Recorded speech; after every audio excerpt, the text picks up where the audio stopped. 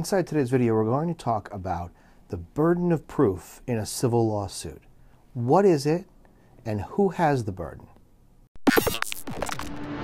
Hi, thanks for joining me. My name is Peter Lamont. I'm a business attorney practicing in the state of New Jersey, and this is a continuation of our video series where we try to provide you, the audience, with an explanation as to some of the intricacies of law. Trying to make it easier for you to understand your rights, your obligations. So let's talk a little bit today about burden of proof. All right, we've all heard the term. I think it's the name of some novels, and everybody knows burden of proof. But what exactly is it in a civil case, and how does it apply? So when you break it down, a burden of proof is essentially the obligation of a plaintiff to prove all of the elements of a particular claim or cause of action in a lawsuit, okay? Now, obviously, for those of you who don't know, plaintiff is the person bringing the lawsuit, defendant is the person whom the lawsuit has been filed against. So in the majority of cases, 99% of them, the burden of proof, the ability or the requirement, I should say, of the plaintiff is to prove every element of his claim. I want to give you an example. Let's take a negligence claim. So you have a plaintiff who has sued a defendant, and it's under a theory of negligence. So what are the elements of negligence? Well, you need to be able to show as the plaintiff, and this is your burden, you need to be able to show that the defendant owed you a duty of care, that the defendant breached the duty of care, that the defendant's breach of his duty is the direct and proximate cause of your injury or damage, and then you need to prove that you sustained actual damages or injuries. So those four elements must be proven, must be met if you're going to be successful in a negligence lawsuit. So in theory, right, the defendant doesn't have to do anything. The defendant sits back and says, plaintiff, you've got to prove your case. Now, in theory, in practicality, what happens is a defendant tries to poke holes at the plaintiff's case and tries to show that the plaintiff's facts or allegations are not worthy of proving the claim. And unlike a criminal case, what you have to prove, the terminology that the courts use is preponderance of the evidence. So unlike a criminal case where you've got to prove your claim beyond a reasonable doubt, right? In a criminal case, the state has to prove their case beyond a reasonable doubt. In a civil case, it's preponderance of the evidence, meaning something is more likely than not to have occurred, okay? And that is established through testimony and evidence and trial when the jury hears it.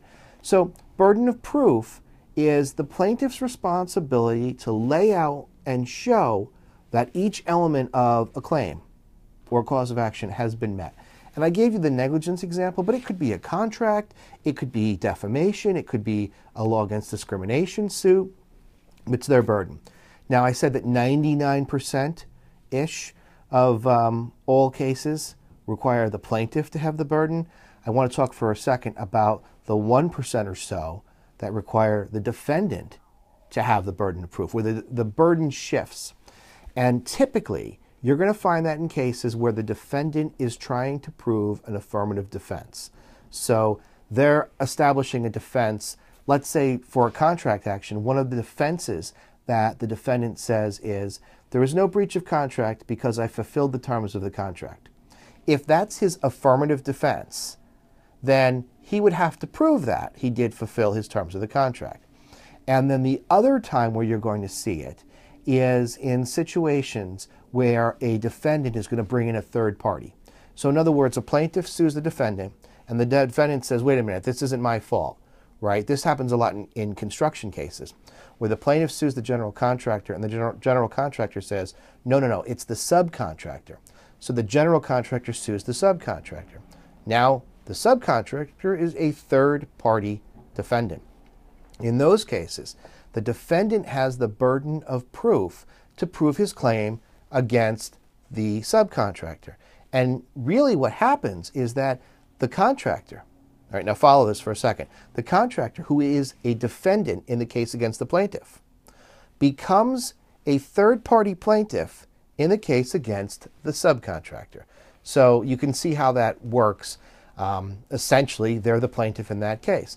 So long story short, what you need to know, burden of proof is what is required, the factual elements, evidentiary elements that are required by a plaintiff to prove his or her case. And in limited circumstances, a burden might rest on the defendant. But when you talk about burden of proof, you should be thinking in a civil case that the plaintiff must prove his claim by the preponderance of the evidence.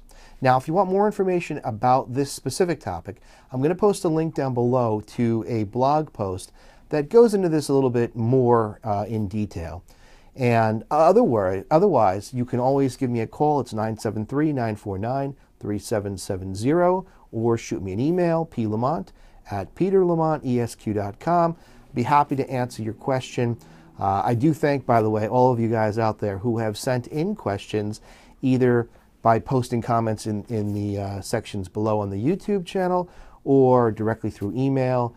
And we respond to absolutely every question or inquiry that we have. And again, I mean, this is for your benefit. We're trying to do this to kind of demystify all the, hidden secrets, if you will, of the law. And I hope that you guys find this interesting. I also implore you that if you have any topics in the law or business that you would like discussed in a video, send me an email or post a comment, and we'll be happy to address your specific question in a video. So thanks for watching, and I'll see you again next time.